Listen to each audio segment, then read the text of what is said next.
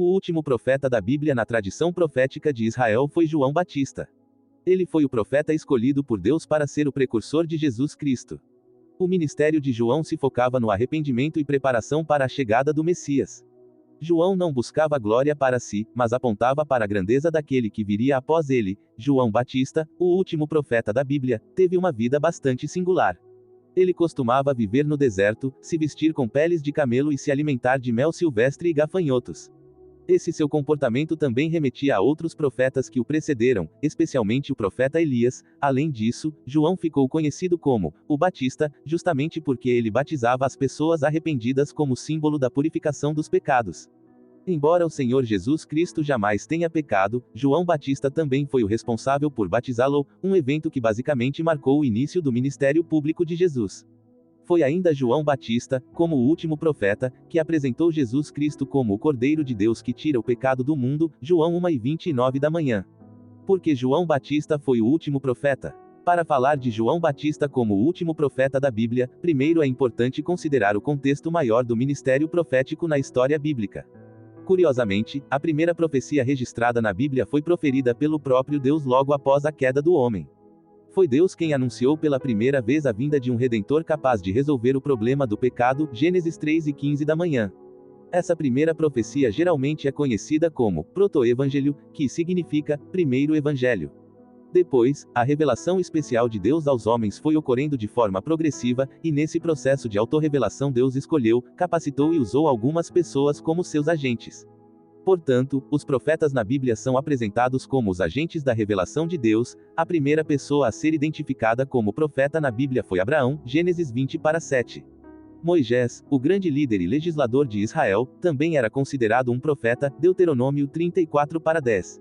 Antes deles, Enoque, aquele que viveu antes do grande dilúvio, de acordo com Judas também foi alguém que profetizou da parte de Deus, embora jamais ele seja chamado de profeta na Bíblia, cf.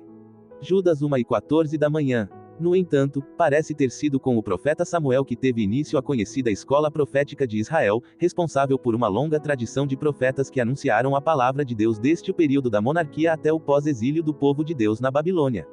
Um dos profetas do período pós-exílio foi o profeta Malaquias, e após o seu ministério houve um período de séculos de silêncio profético, quando nenhuma nova palavra da parte de Deus foi registrada, até que chegou o tempo do ministério de João Batista como o último profeta, encerrando essa tradição profética de Israel. Jesus falou que João Batista foi o último profeta. A prova de que João Batista encerrou a escola profética de Israel foi dada pelo próprio Senhor Jesus Cristo.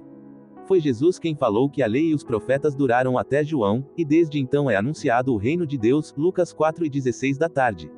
Considerando tudo isso, podemos entender que João Batista viveu no limiar da nova aliança, e foi a ponte entre as profecias messiânicas do Antigo Testamento e o cumprimento dessas profecias em Jesus.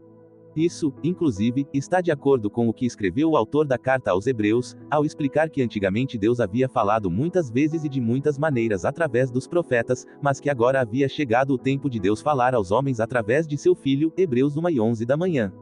Por isso, entendemos que Jesus Cristo é a revelação final da parte de Deus para nós, e faz todo sentido saber que o último profeta foi justamente aquele que preparou o caminho para a manifestação pública de Cristo há cerca de 2000 anos. Outras pessoas profetizaram depois do último profeta.